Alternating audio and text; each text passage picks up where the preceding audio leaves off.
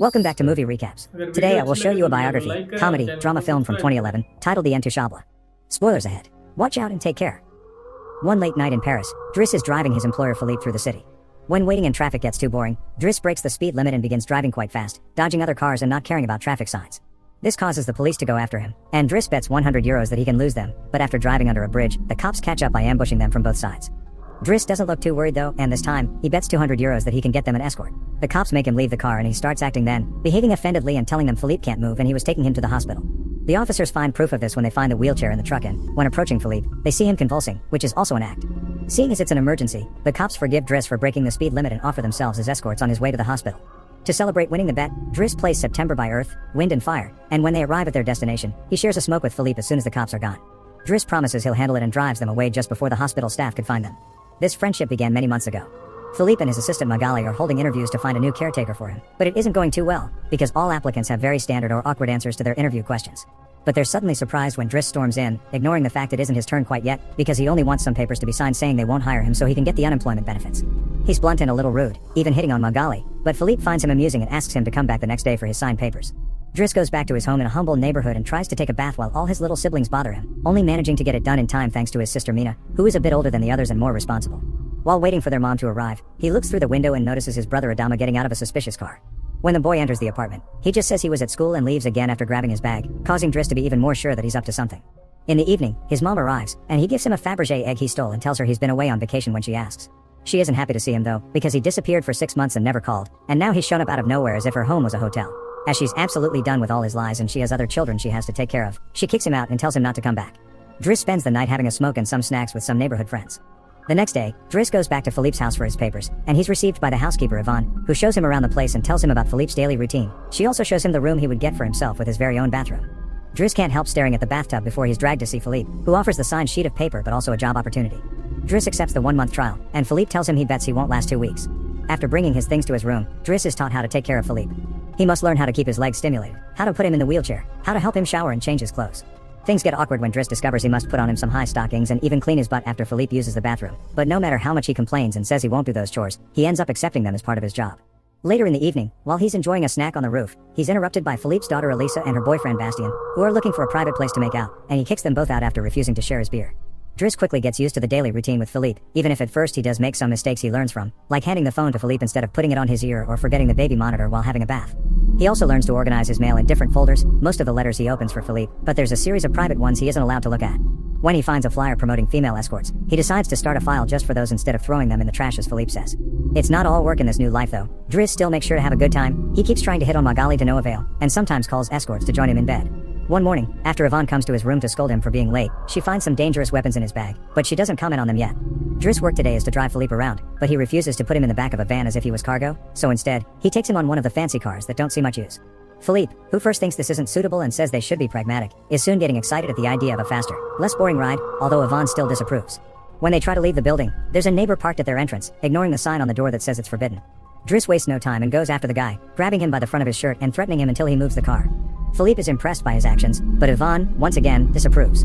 The pair goes to a museum, where Philippe is planning to buy a piece of artwork that Driss considers not worth the money because it's just a red blotch on the canvas.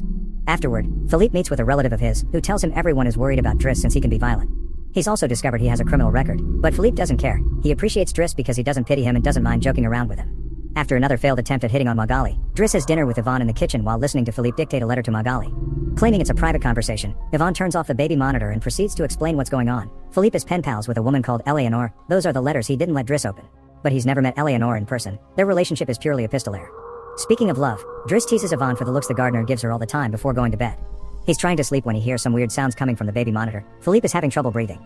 Not being capable to ignore him even if he tries, Driss goes to his room and gently guides him through the attack with soothing words and a wet cloth to wipe his face. Philippe eventually falls asleep, only to wake up again moments later, saying he needs air. This time Driss doesn't hesitate. He puts Philippe on the wheelchair, covers him with blankets, and takes him out for a stroll by the river. This is the first time Philippe has seen Paris at night in a long time, and now he's more relaxed. He explains to Driss that the medicine can only do so much and he sometimes experiences phantom pain. When they see some girls walking by, Philippe also confesses he isn't capable of pleasuring a woman because of his situation, but he still can enjoy some satisfaction when he gets his ears massaged because they are sensitive zones. When the phantom pain threatens to appear again, Driss shares one of his joints with Philippe, who is skeptical at first but ends up loving it. Afterward, they go to a restaurant, where they joke around while sharing a meal, and Philippe decides to share more of his story. He met his wife when they were students, and shortly after they got married, she had 5 miscarriages and was diagnosed with an incurable, terminal illness. That's when they adopted Elisa. Philippe has always loved competitions, extreme sports, and speed, and a paraglider gave him that. It was during a paragliding session that bad weather caused him to crash and break his vertebrae, although he still thinks his real handicap isn't the chair but living without his wife. After joking around some more, Philippe remembers the date and realizes Driss has passed his 1-month trial, so he's now officially hired. But he needs to start by bringing back the Fabergé egg he stole because it was a gift from his wife. She would give him one every year, and he has exactly 25, matching their time together. The next day, Driss goes to talk to Mina when she's leaving school, who is a bit offended because he hasn't been answering her messages except to ask her to look for the egg. She also tells him about some cops that have been calling their home. Afterward, he visits Adama, who confesses he was found with 30 grams on him. Driss wants to take him to lunch, but Adama refuses and instead gets in the same suspicious car from before. Later on, Driss is allowed to be present while Philippe dictates his letter for Eleanor to Magali. He thinks this purple prose is very boring and that Philippe should be more direct. He's also baffled to hear that this has been going on for 6 months and they never exchanged pictures. When he finds her phone number on one of the letters, he takes it as a sign and calls her, obliging Philippe to take the phone and finally speak to her outside the written word. Their conversation goes so well, Philippe is now on the phone with her all the time, even right before he and Driss attend the opera, during which Driss laughs and makes fun of the costumes. The next day, Driss convinces Philippe to accept to exchange pictures with Eleanor and chooses one of him in the wheelchair. Afterward, while he's painting, Elisa bursts into his room to ask him for cigarettes and makes fun of him for trying to be artistic. Getting angry, he kicks her out before going to see Philippe, who is currently asking Yvonne to change the chosen picture for one of him when he wasn't quadriplegic. She hides the picture inside the escort file right before Driss burst in, complaining about Elisa and telling Philippe he needs to discipline her, something Yvonne agrees with. Philippe agrees to talk to her, but he's mostly surprised when Driss lets it slip that he's been painting. Days continue to pass, and the friendship between Philippe and Driss continues to grow. Driss takes him to play in the snow and brings him with him when he goes out for a run. Philippe gets him his first suit and scolds his daughter while Driss listens to him through the baby monitor. When Driss finishes his first painting, he shows it to Magali, who slaps him when he tries to kiss her. Philippe, however, likes the painting and promises he'll try to sell it. The two of them have a great time with each other, enjoying things like getting a faster car, sharing joints, and even hiring escorts together. When Philippe's birthday comes, he isn't very excited about it. Every year, he pretends to be surprised that they're throwing a party and has to meet with all these relatives that only come to see him on the date to check he's still alive. Philippe says it'll all be rather boring. While he and the guests enjoy some live classical music, Driss searches for Elisa, who is crying in her room after having taken some of Yvonne's pills, which won't kill her as she expected. The reason why she's sad is that Bastien broke up with her and called her a tart, so she asks Driss to talk to the boy, which he accepts to do for a price. Meanwhile, Philippe is showing Driss painting to his relative and manages to convince him to buy it for 11,000 euros. Driss goes back to the dining room and chats with Yvonne, who tells him Magali is in a relationship with someone named Fred, but things are rather rocky at the moment, giving Driss hope. As the party begins to die down, Philippe makes Driss listen to some of the most important songs in classical music history, but he could only joke in response. After the band is done, he brings his iPod and plays Boogie Wonderland by Earth, Wind and Fire before he starts dancing right in the middle of the floor. He's an incredible dancer and he even convinces the rest of the party to join him and dance with him, which Philippe enjoys watching. Later, when putting Philippe to bed, Driss opens Eleanor's latest letter to him. She sent her picture, showing she's rather pretty, and is telling him they should meet next week when she visits Paris. When the day of the date comes, Yvonne and Driss put Philippe through dozens of outfits until they find the perfect one. And since it's Yvonne the one that will take Philippe to the date, Driss uses his day off to visit Bastien and threatens him until the boy accepts to apologize to Eliza and to bring her croissants every day. He also asks him to fix his hair. Afterward, he visits his mother at work, but only to watch her from afar. At the restaurant, Yvonne and Philippe are waiting for Eleanor, who is very late. After waiting for an hour, Philippe gives up, calls Driss to ask him to take him away, and then leaves the restaurant without noticing Eleanor is arriving at the same time. That same night, Philippe takes Driss with him in his private plane and gives him the money he got for selling the picture, making him immeasurably happy. They make it to the countryside the next morning, and Philippe decides to go paragliding, dragging Driss with him as well. Driss doesn't want anything to do with it, but after initially freaking out, he ends up enjoying the experience. When they return home, Adama is there waiting for Driss and gets scolded when he sees the scars on his face. Adama will still not tell Driss what's happening in his life though, so Driss makes him wait in his room while he calls Mina to tell her not to worry and goes to put Philippe to bed. Philippe, however, isn't sleepy yet. After making Driss look at a painting with him, he asks him about his family, which Driss at first doesn't want to talk about, but eventually gives in. It turns out Adama technically isn't his brother and his parents aren't actually his parents, they're his aunt and uncle.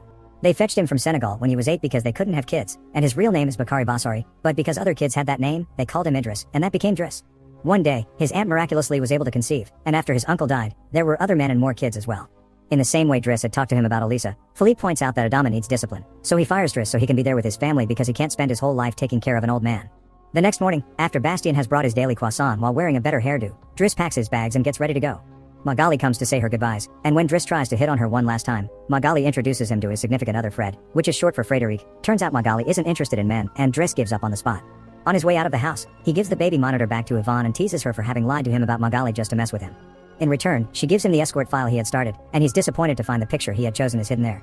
Driss throws away the file, but he keeps the photo for himself. Once outside, he finds a car once again blocking the entrance, so he asks him to move away even if he doesn't work there anymore. When Adama calls him out for it, Driss says it's a matter of principle. A few hours later, the two brothers go pick up their mother at the station while back at the house. Philippe is having his first dinner together with his new caretaker, who is stuffy and boring, and Philippe decides to leave him without even having a bite. Since Yvonne is out on a date with the gardener, nobody is there to scold him for it. As days pass, Driss goes back to his old life. He hangs out with his old friends again and tells the guys from the suspicious car not to bother Adama anymore. When he goes to an interview he doesn't have enough experience for, he manages to win over the employer by calling himself pragmatic and using all the art knowledge he acquired while working for Philippe. This lands him a job as a driver. Philippe continues to dislike his new caretaker and is in a constant bad mood. One night, he refuses anyone in the house to help him with his phantom pain, so Yvonne calls Driss and asks him to come over. That's how they find themselves in the situation from the beginning, with the cops chasing after them first and escorting them to the hospital later. After that little adventure, Driss drives Philippe to the coast, and the sight of the sea helps Philippe calm down. Sometime later, Driss takes care of Philippe's overgrown beard before taking him to a restaurant for lunch, but he doesn't stay because someone else will be making Philippe company today. Driss wishes him luck and finally gives him back his egg before leaving, and Philippe starts worrying about being alone until he sees who his date is, Eleanor, who is delighted to see him and doesn't mind the chair at all. The real Count Philippe Pozzo di Borgo now lives in Morocco. He has remarried and has 2 daughters.